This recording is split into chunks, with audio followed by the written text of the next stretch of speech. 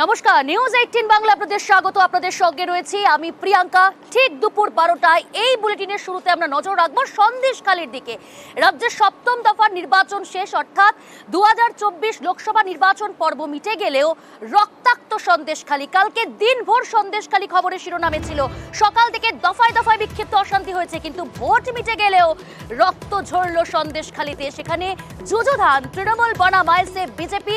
শুধু তাই নয়, পুলিশ আক্রান্ত হলো, বিরোধী শিবিরের হামলায় মাথা ফাটলো এসআইয়ের।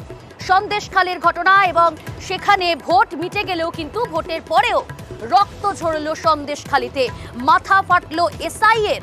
আর সন্দেশখালীতে পুলিশের ওপর এই হামলার ঘটনায় তুঙ্গে তরজা। স্বভাবতই রাজনৈতিক তরজা একেবারেই তুঙ্গে, কারণ বেড় মজুরের বুথে যুযুধান তৃণমূল বনাম আইএসএফ বিজেপি, আর তা হঠাতে গেলেই আক্রান্ত হতে হয় পুলিশ কর্মীকে।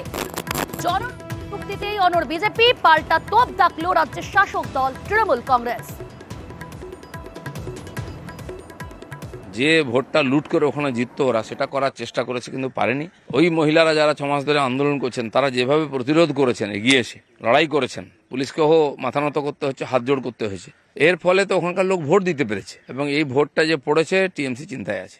একটা শান্ত সমাজকে অশান্ত করে তুলে রক্তপাত ঘটানো, আর মাঝখানে পুলিশ যাচ্ছে তাদের আটকাতে, উভয় পক্ষ মিলে পুলিশের ওপর হামলা করছে। ক্লাসিক উদাহরণ, একটা সমাজকে কিভাবে ভেঙে দিতে হয় সেটা বিজেপি খুব ভালো জানে, আর সন্দেশখালীর ক্ষেত্রে করেছে।